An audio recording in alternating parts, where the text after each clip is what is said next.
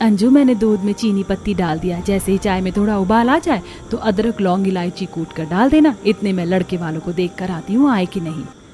ठीक है मम्मी। मनोरमा के किचन से बाहर जाते पसीने में अंजू चाय खौलाते हुए खिटपिट करती है। इतनी चिलचिलाती गर्मी में चाय कौन पीता है? इससे तो अच्छा मम्मी माजा या स्लाइस की ठंडी बोतल मंगा लेती, फालतू में चाय बनाने का झमेला ही नहीं पालना पड़ता। ये है हमारी प्यारी अंजू, जिसकी गर्मी के मौसम में चाय से कुछ खास बनती नहीं। आज अंजू को देखने लड़के वाले आने वाले थे। पंडित जी, काफी टाइम निकल गया। लड़के वालों ने तो 11 बजे का टाइम देखा देखी का दिया था, अभी तक आए नहीं। हाँ जी, हाँ जी सुनील भाई साहब, मेरी अभी अभी उनसे बात हुई थी। लड़के वाले बस पहुंचने वाले हैं। सच मानिए मनोरमा भाभी, सुनील भाई साहब, इस परिवार से रिश्ता जोड़कर आपकी बेटी दूध का कुल्ला करेगी, क्योंकि लड़के वाले दूध के कारोबारी हैं। दो दूध की डेयरी चलती है उनकी। पंडित जी, फिर तो लड़के वाले रजकर दूध दही घी मक्खन खाते होंगे। जी बिल्कुल सही पकड़े हैं मनोरमा जी। तभी शोभा बनवारी पसीने में भीगी परिवार के साथ आते हैं। नमस्कार जी। नमस्कार पंडित जी, नमस्कार। नमस्कार बनवारी जी। अरे बड़ी लंबी उम्र है आपकी। अभी आपकी ही चर्चाएं चल रही थी। पधारिए पधारिए। ये लीजिए, होने वाली समदिन जी, ये रबड़ी पेड़े आपके परिवार के लिए खास अपने डेयरी के शुद्ध दूध से हलवाइयों से बनवा कर लाए हैं। चक्कर बताइएगा। धन्यवाद भाई साहब जी, मगर इतनी सारी मिठाई बनवा कर लाने की क्या जरूरत थी? आप लोग बैठिए। भाई साहब, बहन जी, क्या क्या पियेंगे आप लोग, ठंडा या गरम? वैसे आप लोग पसीने पसीने हो रखे हैं, बर्फ वाली शिकंजी बनवा लूं? अरे नहीं नहीं समधी जी, शिकंजी रहने दीजिए, चाय पी लेंगे। कुछ देर में अंजू सबको चाय नाश्ता परोसती है। तभी जेठानी के दोनों बच्चे चाय की भरी कप उठा लेते हैं। ये चाय तो मैं पीऊंगी। देख देख पलक, तुझसे भी ज्यादा चाय मेरे कप में है। हे भगवान, इस घर के बड़ों के आगे तो बच्चे फेल हैं। देखो कैसे भर भर कर चाय पी रहे हैं। भाई साहब, आपकी बिटिया ने चाय तो फर्स्ट क्लास बनाई है। हमारी तरफ से तो रिश्ता फिक्स है। अरे बधाई हो, बधाई मनोरमा भाभी जी। अब तो जल्दी से आपको मोतीचूर के लड्डू खिला दीजिए। जब दोनों परिवारों को लड़का व लड़की पसंद है तो छेका कर लीजिए। दोनों परिवार वाले अंजू प्रेम की मंगनी कर देते हैं और कुछ दिनों में धूमधाम से शादी करके अंजू ससुराल आ जाती है। हे भगवान, इस भारी भरकम लहंगे में मुझे तो भयंकर वाली गर्मी लग रही है। काश कोई चिल्ड नींबू पानी बना कर दे देता। जूली बहू, ये लो आरती की थाली, अपनी देवरानी का स्वागत करवाओ। जी मम्मी जी। आइए मेरी प्यारी प्यारी देवरानी जी, आपका खूब स्वागत है। कलश गिराकर अंजू गृह प्रवेश करती है। शोभा जी, आज तो बड़ी तगड़ी गर्मी है। मेरा तो टप टप पसीना चू रहा है। मैं तो चला एसी की हवा खाने। बड़ी बहू, एक कप कड़क चाय बनाकर मेरे कमरे में पहुंचा देना। चाय पी लूंगा तो थकान मिट जाएगी। जी अच्छा पापा जी। आप में से किसी और को चाय पीना है? चंचल, चारू दोनों चाय पियोगे ना?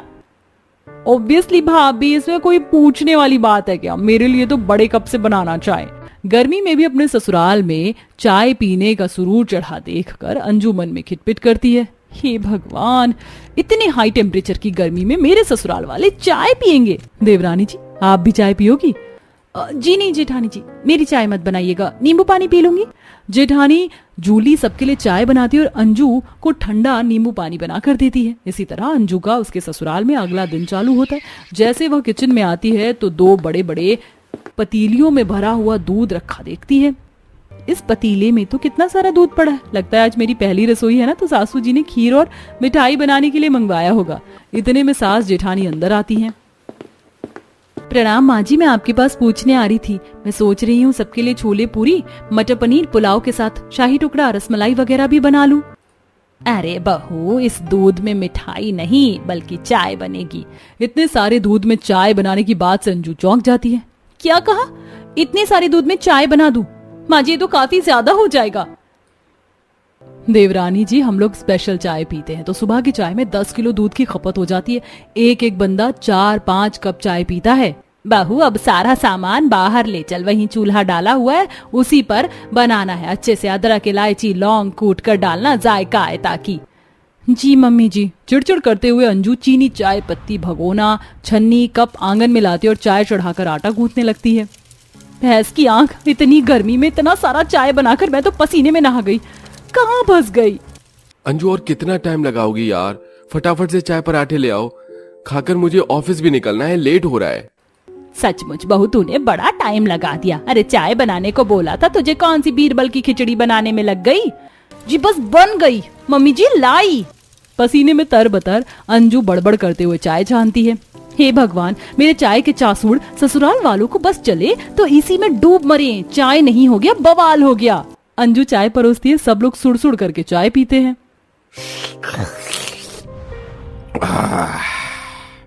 वाह नहीं बहू, चाय तो तुमने एक नंबर की बनाई है, एक कप और पिला दो।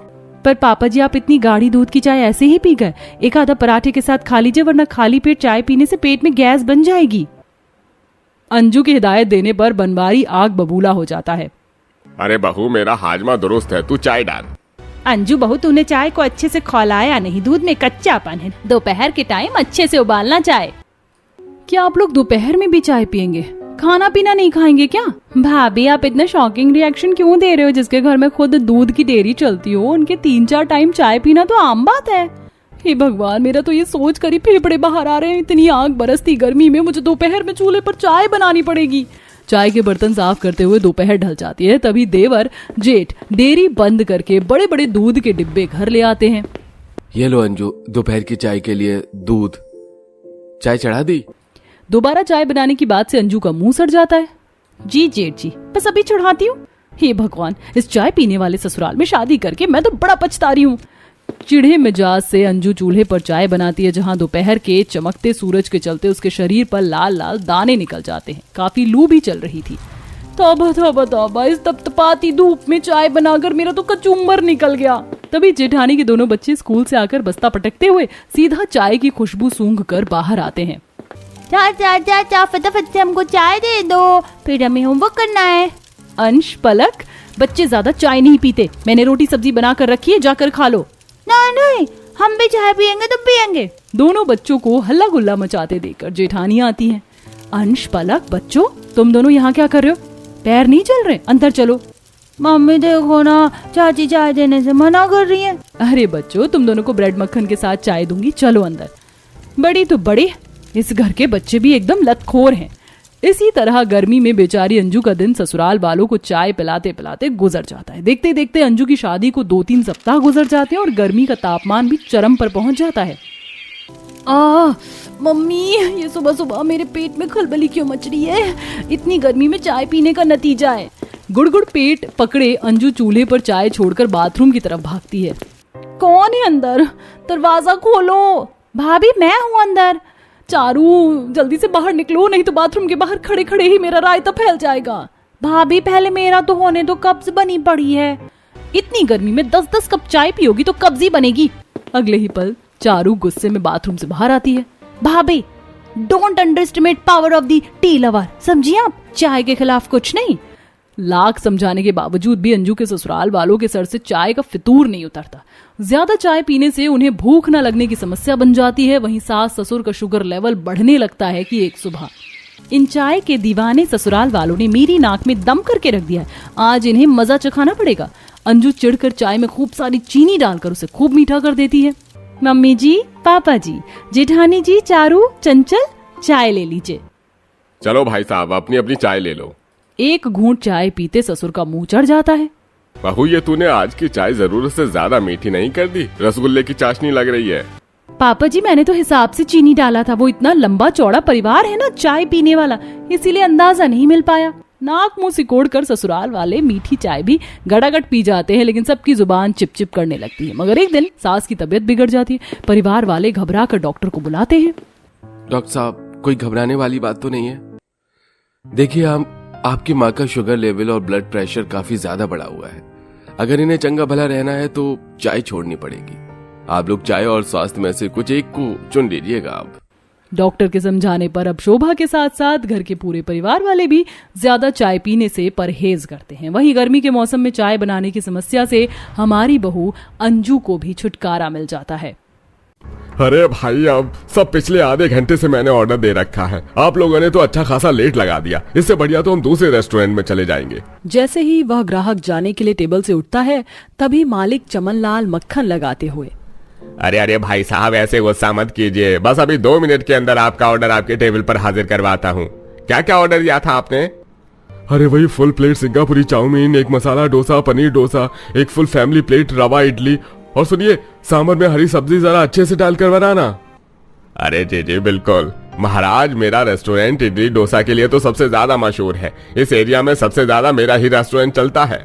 एक तरफ तो चमनलाल ग्राहक को मुस्कुराते हुए हैंडल कर लेता है, वहीं भड़कते हुए रेस्टोरेंट की रसोई के अंदर आता है जहां काफी ज्यादा भपका मचा हुआ था। ऐसे में पसीने में लथपथ भीगा सुजीत एक तरफ डोसा एक तरफ इडली बना रहा है।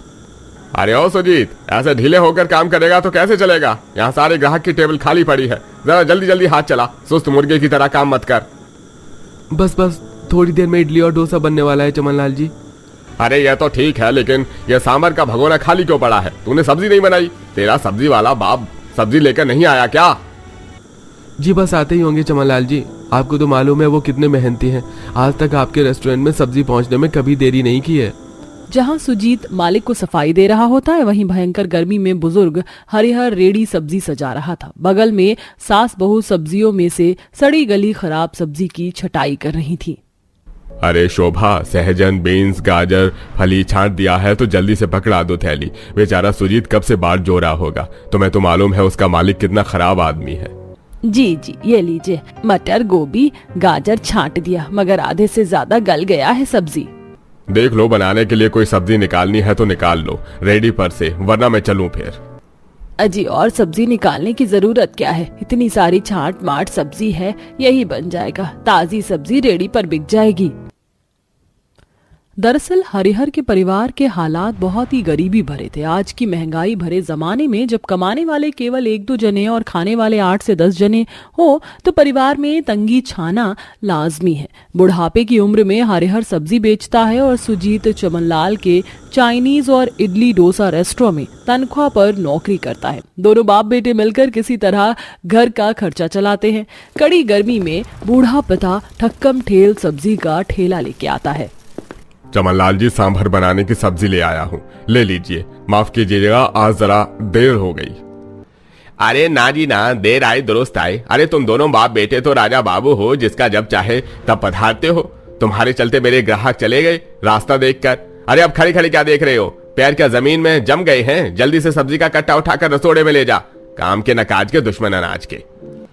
जी मालिक, ले जाऊं। बेचारा हरिहर सब्जी देकर डबडबाई आंखों से सब्जी बेचने चला जाता है। वहीं सुजीत फूट फूट कर रोते हुए सांभर बनाता है। हे भगवान, गरीबों की जिंदगी कितनी बेबसी भरी क्यों है? परिवार का पेट भरवाने के लिए एक आदमी को क्या कुछ नहीं सहकर गुजरना पड़ता है। मुट्ठी भर के तनख्वाह में 4 नौकर के बराबर काम करवाते हैं, इसके बावजूद भी बदले में थोड़ी इज्जत नहीं देते। पसीने में लथपथ बेचारा सुजीत कभी कस्टमर को ऑर्डर लाकर देता है। देखते देखते रात के 10 बज जाते हैं। मालिक, अब तो मेरा टाइम खत्म हो गया, मैं घर जाऊं? अबे रेस्टोरेंट का तेरा बाप बंद करेगा। सारी झूठी प्लेट उठाकर रख। तभी आखिर में बचे इडली डोसे को देखकर सुजीत की आंखों के सोंझे उसके दोनों मासूम बच्चों की इच्छा याद आती है। वाह बहू, आज की सहजन की सब्जी तो बहुत बढ़िया बनाई है। ठीक ठाक 5-6 रोटी खा गया मैं तो। अरे मैंने बहू से मछली का मसाला डालकर सहजन की सब्जी बनवाई थी सिलबट्टे पर सरसों लहसुन पीस कर, नहीं तो आज भी तुम दोनों बाप बेटे खाने में नखरे दिखाते। ये सुनकर हरिहर सुजीत हंस पड़ते हैं। वहीं बच्चे अपने आगे रखे खाने की प्लेट को देखकर मुंह फुलाए बैठे थे। राजू, करिश्मा, क्या बात है? तुम दोनों खाना क्यों नहीं खा रहे हो? रोज रोज हमारे घर में सब्जी रोटी बनती है, मुझको नहीं खाना ये गंदू गंदू सब्जी रोटी। अच्छा, तो मेरे राज दुलारे से पोते को रोटी सब्जी नहीं खाना, तो फिर क्या खाना है? दादाजी, मुझको पनीर वाला डोसा खाना है और इडली सांभर भी खाना है, वो खाने में बहुत स्वादिष्ट लगती है। ये क्या गड़म बगड़म खाने का नाम ले रहे हो दोनों? चुपचाप से रोटी खा लो। और तुम जी, दोनों को दुलार कर सर पर मत चढ़ाओ। बाहर की चीज खाकर बीमार पड़ गया तो लेने की और देनी हो जाएगी। हम गरीब लोग कहाँ से लाएंगे पैसे? दादी शोभा से डांट खाकर राजू नाराज होकर बाहर चौखट पर जाकर बैठ जाता है। तभी सुजीत मनाने आता है। राजू बेटा, ऐसे खाने का अनादर नहीं करते, तुम्हें पता है ना पिताजी और दादा जिस 2 वक्त की रोटी के लिए गर्मी में कितनी मेहनत करते हैं। और पिताजी, मुझको बस एक बार इडली डोसा खिला दीजिए ना। मैंने कभी नहीं खाया है। अच्छा ठीक है, मैं कल जरूर खिलाऊंगा। सुजीत के दिलासा देने पर राजू खुशी खुशी खाना खा लेता है। पर क्या सुजीत उस वादे को निभा पाएगा? चमन लाल जी, ये 2-4 इडली और थोड़ा सा सांभर बचा है, क्या मैं इसे अपने घर ले जा सकता हूँ? तभी चमन लाल कंजरपन से कहता है, बिल्कुल भी नहीं।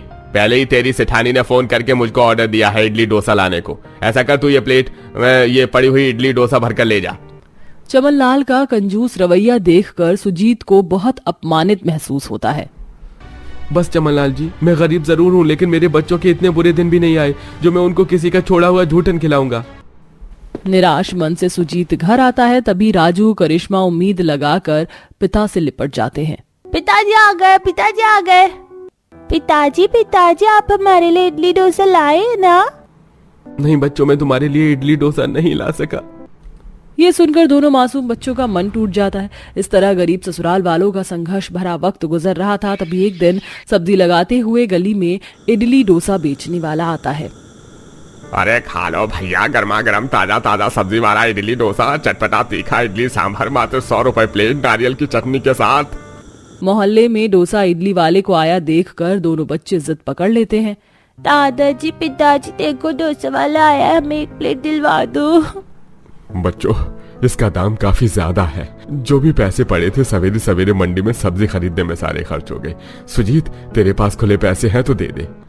मेरे पास भी मुश्किल से 20 रुपए 30 रुपए पड़े हैं पिताजी।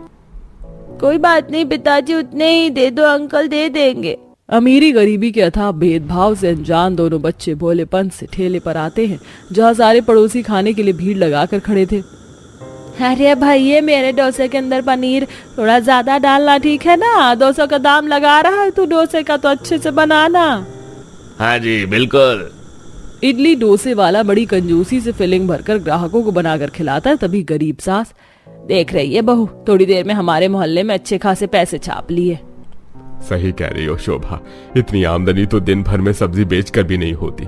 खाने पीने के कारोबार में जितनी कमाई हो, मेहनत भी उतनी है। अंकल, हमको पनीर डोसा चाहिए, ये ले 30 रुपए। 30 रुपए देकर डोसे वाला दोनों बच्चों पर बौखला जाता है। अबे ओ भूखे नंगो की औलाद, शक्ल देखिए, 30 रुपए में डोसा खाना, वो भी पनीर वाला। प्लेन डोसा भी 100 से कम का नहीं है। चलो फूटा यहाँ से। निर्दयी इडली डोसे वाला दोनों बच्चों को धक्का मार कर आगे बढ़ जाता है। दोनों के खून निकलते देखकर बहू बिलक बिलक के रो पड़ती है। बच्चों तुम ठीक तो, मैं तुम्हें बनाकर खिलाऊंगी इडली डोसा, ठीक है? कविता दोनों को तसल्ली देकर घर में लाती है, जहाँ ननद कंचन सब्जी छांट रही थी। कविता भाभी, ये लीजिए, मैंने सब्जी छांट दी है। काफी सारी सहजन, बीन्स, फली गल गई है और पूरा एक सीताफल बर्बाद हो गया। कितनी सब्जी बनाएंगे? तभी उन्हें खराब सब्जियों को देखकर बहू को जुगाड़ सूझता है। कंचन, इन सब्जियों को बारीक काटो, मैं अभी आई। ऐसा कहकर कविता रसोड़े में आती है, जहाँ ओखली में कोटे के कच्चे चावल भरे हुए थे। इन चावलों से बात बन जाएगी, इसे भिगो के छोड़ देती हूँ, फिर पीसकर इडली डोसा बन जाएगा। बचा कुछ सामान बहू किराने के यहाँ से खरीद कर लाती और सारा जुगाड़ लगाकर सब्जी वाला डोसा बनाती है। तभी दोनों बच्चे टकटकी लगाए हुए। माँ, आप क्या हमारे लिए डोसा बना रही हो? हाँ बच्चों, मैं आज सबके लिए स्वादिष्ट सब्जी वाला डोसा और इडली बना रही हूँ, फिर सब लोग एक साथ खाएंगे। कविता, तुम इडली डोसा बना रही थी तो मुझको भी बता देती, मैं मदद करवा देता। फिर सुजीत भी कविता के संग लगकर उसकी मदद करवाता है। फिर एक बड़े से भगोने के अंदर छोटे छोटे कटोरियों में इडली का मिश्रण डालकर बहू भाप में पकाती है और सबको गर्मा गर्म सब्जी वाला डोसा बनाकर परोसती है, जिसे खाकर ससुर, वाह कविता बहू, तुमने क्या स्वादिष्ट सब्जी वाला डोसा बनाया है। अच्छे खासे रेस्टोरेंट को भी फेल करके रख दिया। सच में बहू, बहुत चटपटा तीखा डोसा बनाया है, मेरा तो एक में ही पेट भर गया। माँ जी जगह बचा कर रखिए, अभी तो इडली सांभर भी खाना है। फिर बहू सबको स्वादिष्ट सब्जी वाला इडली सांभर भी परोसती है, जिसे खाकर, वाह भाभी, क्या फूले फूले और हल्के इडली बनाया है आपने, और सांभर तो इतना खट्टा स्वादिष्ट बना है, मैं तो 2 कटोरी पीऊंगी। पी लेना कंचन, मैंने पतीला भरकर बनाया है। सारा गरीब ससुराल खुशी खुशी बहू का बनाया सब्जी वाला इडली डोसा पेट भरकर खाते हैं। जिसके बाद सुजीत नौकरी छोड़कर अपनी पत्नी के साथ सब्जी वाला इडली डोसा का स्टॉल खोल लेता है, जो कि अच्छा खासा चल पड़ता है।